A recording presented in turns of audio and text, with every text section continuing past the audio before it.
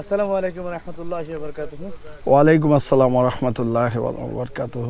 ভাইয়া আপনারা তো রয়্যাল সিটিতে আজকে এসেছেন ইন্সপেকশনে, তো আপনার রয়্যাল সিটির ব্যাপারে কিছু শুনবো আপনার কাছ থেকে। তার আগে আপনি আপনার পরিচয়টা যদি একটু বলেন প্লিজ। আমার নাম শাহ আলম হাওলাদার, শরীয়তপুর জেলা ভেদরগঞ্জ উপজেলা মহিষার ইউনিয়নের মহিষার গ্রামে আমার বাড়ি। তা আমি একজন প্রবাসী, 32 বছর যাবৎ প্রবাসে আছি। এখন আমি দেশে। তা আমি দেশে আসার পরে আমি জানতে পারলাম যে আমার ঘনিষ্ঠ বন্ধু ইস্কান্দার তালুকদার, এরপরে তার মাধ্যমে পরিচয় হইল রিপন ভাইয়াদের সাথে, যে ওনরা এই মানে প্রজেক্ট বের করেছে, যেটি ডেভেলপার প্রজেক্ট। তাই এগুলি আমি একজন প্রবাসী হয়ে আমি মনে করি যে আমাদের পক্ষে একা কোনো কিছু করা সম্ভব নয়। তাই দেখলাম যে না, এই ভালো লোকগুলোর সাথে আমি অ্যাড হতে পারি বা আমার মতো যারা আছে এরা অ্যাড হতে পারে। তখন আমি পরিদর্শনে আসলাম। এটাকে বলে এই 60 ফুট এলাকা, 20 ফুটি প্রজেক্ট, 20 ফুটি রোড, 20 ফুট প্রজেক্ট। এখানে তাদের 3টা প্রজেক্ট আছে। একটা হইল 20 শতক আর 13.5 শতক করে 2টা, মোট 3টা প্রজেক্ট। যে এই যে 13.5 শতক করে 2টা প্রজেক্ট। তো এগুলির ভিতরে সব শিক্ষিত চাকরিজীবী ভালো লোক, এরা সবাই আমার এলাকার। তখন আমি দেখলাম যে না, তাদের সাথে আমি অ্যাড হতে পারি। আমি শেয়ার কিনলাম আমার ছেলের জন্য, আমার সন্তানদের জন্য, ছোট ভাইদের জন্য আমি এখানে শেয়ার কিনলাম। আমি মাশাল্লাহ আমি খুব ভালোভাবেই এই শেয়ার কিনছি। আমি মনে করি এখানে আমরা আমাদের মতো প্রবাসী যারা, এদের এইভাবেই শেয়ার কিনে যৌথভাবে কিছু করা যায়। আর আমি এখানের উত্তর সফলতা দেখি আমার অভিজ্ঞতা থেকে, যে এই এলাকাটা একসময় উত্তরা ধানমন্ডির মতো উন্নত হয়ে যাবে।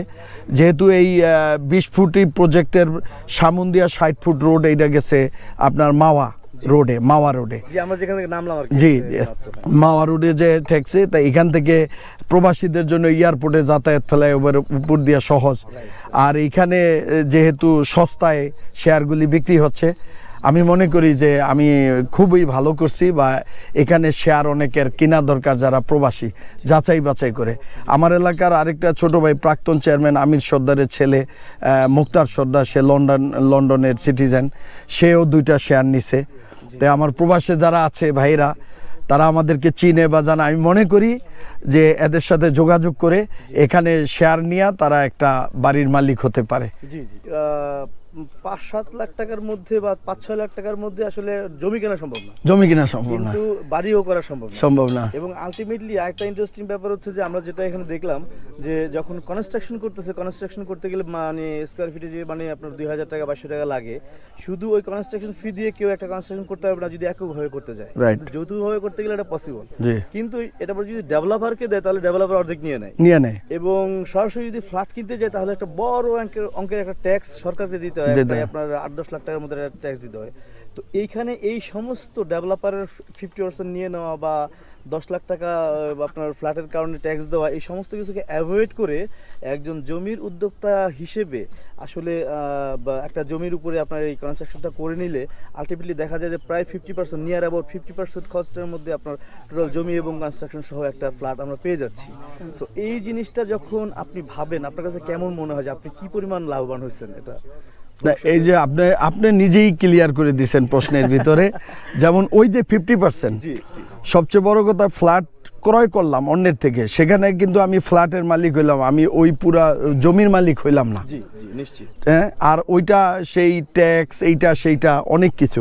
আর এখানে আমি জমি থেকে পুরা মালিক। আপনি কি জমি রেজিস্ট্রেশন পেয়েছেন? হ্যাঁ, আমি জমি রেজিস্ট্রেশন সাথে আমার ছেলে রাখছে, ছেলের নামেই আমি জমি রেজিস্ট্রেশনও পেয়ে গেছি সাথে সাথে। মানে যত জীবন থাকবে এটা 99 জমির মালিক আমার ছেলে, সারা জীবন ভর একদম কিয়ামতের আগ পর্যন্ত এটা আপনার। জি আমার ছেলে নামে, ছেলে টাকা দিছে, আমি ছেলের নামে রাখছি, ওর টাকা দেয়া, ও জমির মালিক। 1 সপ্তাহের ভিতরে আমার রেজিস্ট্রেশন দিয়ে দিছে, দলিল দিয়ে দিছে হাতে, দলিলের নকল আর কি, মূল দলিল আসতে তো সময় লাগে।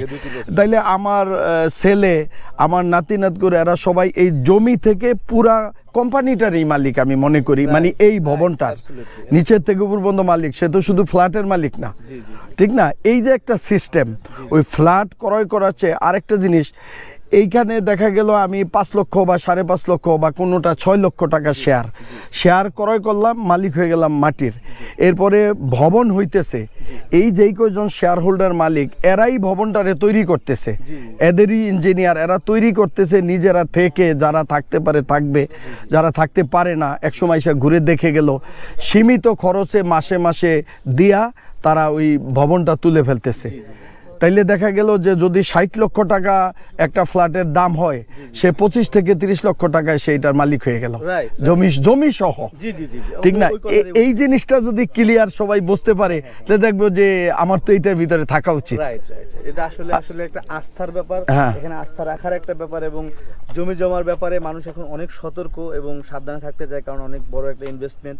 কিন্তু আলহামদুলিল্লাহ আমি যেটা রয়্যাল সিটিতে লক্ষ্য করেছি, এখানকার যে মালিক যে কয়জন আছেন, মূল মালিক যারা আর কি, এখন তো আপনি নিজেও মালিক, কিন্তু একদম উদ্যোক্তা যারা আছেন আর কি, হাতে গোনা যে 5-7 জন, ওনারা প্রত্যেকেই খুবই জেন্টলম্যান এবং রুচিশীল মানুষ। এবং সেই অবস্থা থেকে আমি আসলে মানে সবাইকে বলবো যে এখানে মনে হয় খুব মানে নিশ্চিন্তে ট্রাস্ট করা যায়। অবশ্যই, কারণ এই ব্যাপারটা আমি বলি যে আমি তো মনে করেন 32 বছর যাবৎ প্রবাসী, আর দেশেও ছাত্র জীবন থেকে যাদের নিয়ে চলছি আমার দীর্ঘদিনের বন্ধু, তাই এখন আমরা বৃদ্ধ বয়স, এখন আমরা এক আছি।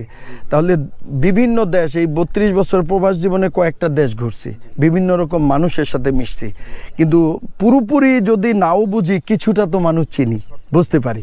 তাইলে এই প্রজেক্টে যারা আছে, যেমন আমার বাল্য বন্ধু ইস্কান্দার তালুকদার, রিপন ভাই, এদের সাথে আরও আছেন এই যে সুমন ভাই, যারা আছে এরা পরীক্ষিত লোক আমার। হ্যাঁ, ঠিক ওই রকমই আপনি একটা প্রজেক্টে আপনি সম্পৃক্ত হবেন, আপনি আগে দেখবেন এটা লোকগুলি কারা, কাদের সাথে আমি মিশতে যাব, এদের ব্যাকগ্রাউন্ড কি, তাদের সাথে আমি কোনো ঝামেলায় জড়াবো কিনা, এরা কোনো ক্ষতি আমার করতে পারে কিনা, বিশ্বস্ততার ব্যাপার আছে। আর এখানে যে কটা লোকে এটা করছে সবাই 100% আমার বিশ্বস্ত। আর এই জন্যই আস্থা, আমি প্রবাসী আর আমার টাকাও না, আমি বৃদ্ধ হয়ে গেছি, আমি প্রবাসে কাজ করে আমার সন্তানদের লালন পালন করছি, তাদের লাইন করছি। এখন আমি আমার সন্তানের জন্য করব, সন্তানের টাকা দিয়া। অবশ্যই আমার সন্তানের নিরাপত্তা দেওয়ার মালিক আল্লাহ, তারপরেও তো আমার সেই ধরনের লোকের সাথে নিয়ে দিতে হবে। তা আমি সেই ধরনের বিশ্বস্ত লোক পাইছি বিধাই আমি এখানে আমি শেয়ার আমার সন্তানের জন্য ক্রয় করছি। আন্তরিক ধন্যবাদ, আপনি খুব সুন্দরভাবে ব্যাপারটাকে গুছিয়ে বলেছেন, এবং এটা হয়তোবা আরো অনেক মানুষকে সিদ্ধান্ত নিতে আসলে হেল্প করবে। আন্তরিক ধন্যবাদ আপনাকে, আল্লাহ তাআলা আপনাকে বরকত নসিব করুক ইনশাআল্লাহ। ধন্যবাদ। আসসালামু আলাইকুম ওয়া রাহমাতুল্লাহ।